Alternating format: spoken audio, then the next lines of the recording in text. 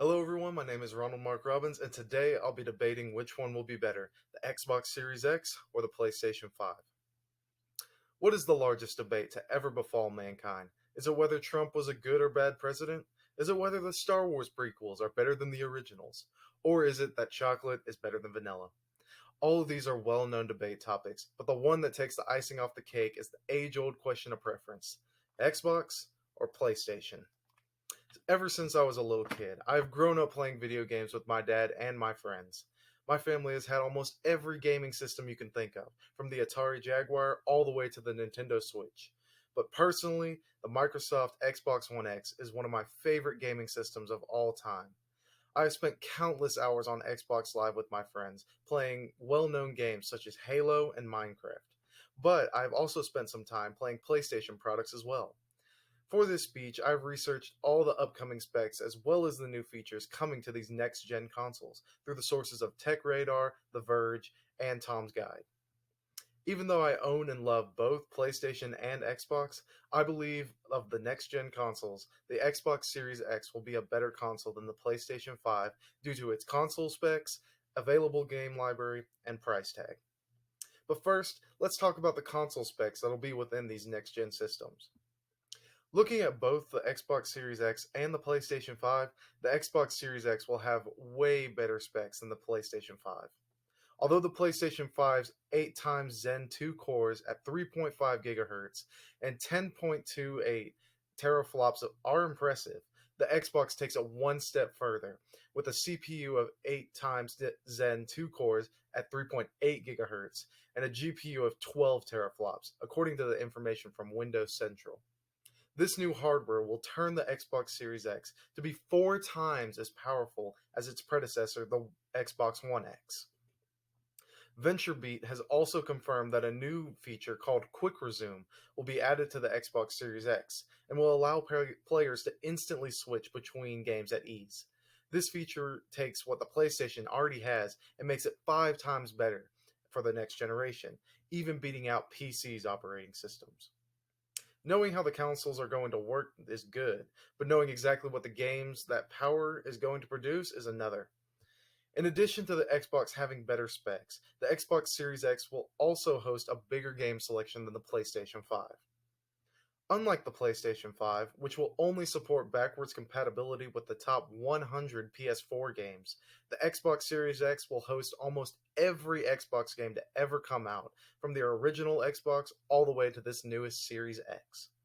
According to the Xbox head Phil Spencer's blog post on The Verge, he states that your favorite games will benefit from steadier frame rates, faster load times, and improved resolution and visual fidelity, all with no developer work required.